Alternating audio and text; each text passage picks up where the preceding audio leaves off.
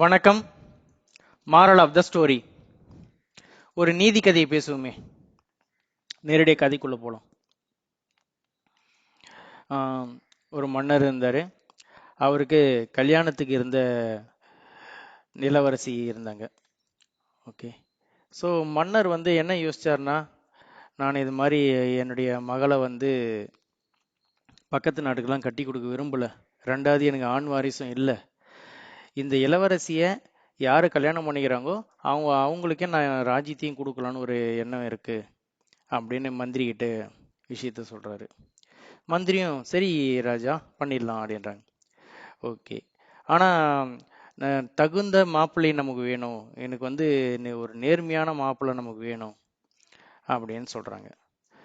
உடனே மந்திரி என்ன சொல்றாரு, இவ்வளவுதான விஷயம் ராஜா, இதையும் கண்டுபிடிச்சலாம், ஒரு விஷயம் இல்லை விடுங்க அப்படின்னு சொல்லிட்டு ஊர் மொத்தம் தண்டோரா போடப்படுகிறது. இது மாதிரி இத்தனை வயசுக்கு இந்த ஏஜ் குரூப்புக்குள்ள இருக்கிற இளைஞர்கள் வந்தீங்கன்னா நாங்கள் செலெக்ஷன் பண்ண போகிறோம் அப்படின்னாங்க. வந்தாங்க. அந்த ஏஜ் குரூப்பில் வந்தவங்கெல்லாம் இந்த இதுவெல்லாம் பார்ப்பாங்கள்ல, அங்க லட்சணம்லாம் பார்த்து கொஞ்சம் பேர் கழித்து கட்டிட்டாங்க. அதுக்கப்புறம் ஒரு சின்ன பேசிக் இன்ஃபர்மேஷன் எதாவது இருக்குதான்னு பார்த்தாங்க. அதில் கொஞ்சம் பேரை கழித்து கட்டிட்டாங்க. ஸோ மிச்சம் இருக்கிறது மொத்தமாக ஒரு 5 பேர் தான். சரிங்களா? அந்த 5 பேருக்கும் அமைச்சர் என்ன சொல்றாரு, அமைச்சரவையில் கூப்பிட்டு சொல்றாரு, இது மாதிரி எல்லாரும் முடிஞ்சது, நீங்க தான் கடைசி 5 பேர், உங்களில் ஒருத்தர் தான் இந்த நாட்டோட அரசனாகவும் மாற போறீங்க. ராஜாவுக்கு மருமகனாகவும் போறீங்க, அரசனாகவும் மாற போறீங்க அப்படின்னு சொன்னாரு. சரி, ஒன்றும் இல்லை, டாஸ்க்கு இந்தாங்க அப்படின்னு சொல்லிட்டு ஆளுக்கு ஒரு மா விதைகள் கொடுக்கப்பட்டது. கொடுத்துட்டு இந்த மா விதை மொத்தம் சரியா 3 மாசம் டைம். 3 மாசத்துல அது எவ்வளவு தூரம் நீங்க வளர்த்து கொண்டு வரீங்களோ, அப்படி அது கொண்டு வந்தீங்கன்னா அதை நீங்க வளர்த்து கொண்டு வரதை பொறுத்து, அதோட வளர்ச்சி பொறுத்து மதிப்பெண்கள் வழங்கப்படும். அதை பொறுத்து தான் செலெக்ஷன், அதுதான் செலெக்ஷனோட ஃபைனலும் கூட அப்படின்னு சொல்லிடுறாரு. சரி, எல்லாருக்கும் விதைகள் கொடுக்கப்பட்டது, எல்லாம் எடுத்துட்டு போயிட்டாங்க. எடுத்துட்டு போயினோடனே இந்த முறை அரச சபை கூடியிருக்கு. 3வது மாதம் அவங்கவுங்களோட செடிகளை கொண்டு வர சொல்லியிருந்தாங்க. எல்லாருமே ஒவ்வொரு பூத்தொட்டி கொண்டு வந்திருந்தாங்க. அதில் என்னன்னா, ஒவ்வொருத்தர் சரியா ஒரு 3 மாதம் வளர்ந்த மாங்கன்னுகள் கொண்டு வந்தாங்க. ஒரு சில அதி புத்திசாலிங்க 1 வருஷம் மாங்கன்னுலாம் அப்படியே எடுத்துன்னு மரத்தையெல்லாம் கொண்டு வந்திருந்தான். ஓகே. அப்படியே பார்த்துட்டே வந்தார் அமைச்சர். பார்த்துட்டே வந்தா ஒருத்தன் மட்டும் வெறும் பூத்தொண்டியை கொண்டு வந்திருந்தான். என்னப்பா மீதி 4 பேர் என்னென்னத்தையும் கொண்டு வந்திருக்காங்க, நீ என்னப்பா இப்படி கொண்டு வந்த அப்படின்னு கேட்டாரு. அதுவா, நீங்கள் கொடுத்த விதையை நான் மண்ணில் இதில் தான் புதைச்சிருக்கேன். புதைச்சி தினம் தண்ணி ஊற்றிருக்கேன், தினம் சூரிய வெளிச்சத்தில் வச்சேன். ஆனால் எந்த ரிசல்ட்டும் எனக்கு கிடைக்கலையே அப்படின்னு அப்பாவையே பதில் சொன்னானாம்.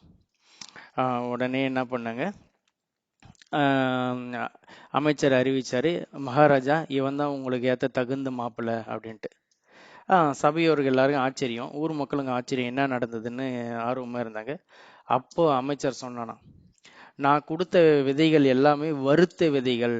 வறுத்த விதைகள் முளைக்காதுன்றது எல்லாருக்கும் தெரிஞ்ச விஷயம். அப்படியேப்பட்ட வறுத்த விதைகளை இந்த 4 பேர் என்ன பண்ணியிருக்கானுங்க, களவாணித்தனம், ஐ மீன் ஃப்ராடுத்தனம் பண்ணி ஆளாலும் ஒவ்வொரு செடி நட்டு கொண்டு வந்தாங்க. இவன் மட்டும்தான் 3 மாசமாகவும் அந்த செடி வரும்னு தண்ணி ஊற்றிக்கிட்டே இருந்தான். 3 மாசம் கழிச்சு அதில் செடி வரலை. செடி வரலன்ன உடனே நம்ம போனால் தோத்துருன்ற எண்ணம் அவனுக்கு இல்லை. நம்ம போனால் நமக்கு ஏதாவது தண்டனை கொடுத்துருவாங்கன்ற எண்ணமும் அவனுக்கு இல்லை.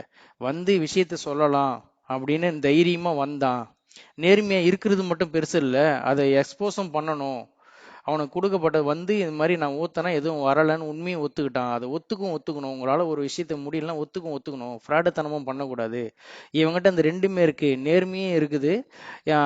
இவன் முயற்சி எடுத்து அந்த முயற்சி ஃபெயிலியர் ஆயிடுச்சு இவன் நினச்சிக்கிட்டு இருந்தான். அதை அட்மையர் பண்ணுறதுக்காக வந்தான்.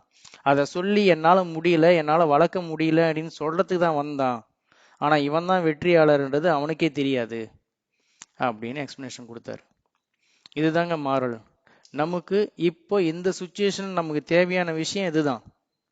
ஓகே, நேர்மை அப்படின்னா என்னன்னு கேட்குறாங்க. பட் கேட்குறவங்களுக்கு மட்டும் அடுத்தவங்க நேர்மையாக நடந்துங்கன்றாங்க. அது ஒன்று. ரெண்டாவது, நான் முயற்சி நம்ம செஞ்சது என்னன்னு நம்ம ஒத்துக்கிறதுக்கு தயாரா இல்லை. நான் இதை செஞ்சேன், இது நடந்துருச்சு, ஆஹ் அவ்வளவுதான் அப்படின்னு அதை ஒத்துக்கிறதுக்கு தயாரா இல்லை. அதுல பல கூச்சு நேச்சங்கள் இருக்கு. இதனால என்ன ஆயிடுமோ, அடுத்தவங்க என்ன சொல்லிடுவாங்கோ, நமக்கு அவமானம் வந்துருமோ, இல்லைன்னா நம்ம பேர் கெட்டு போயிடுவோமோ, என்னென்னவோ யோசிக்கிறாங்க. அது அப்புறம் நடந்ததை நீங்க சொல்றதுக்கு என்ன இருக்கு? மீண்டும் விவாதிப்போம்.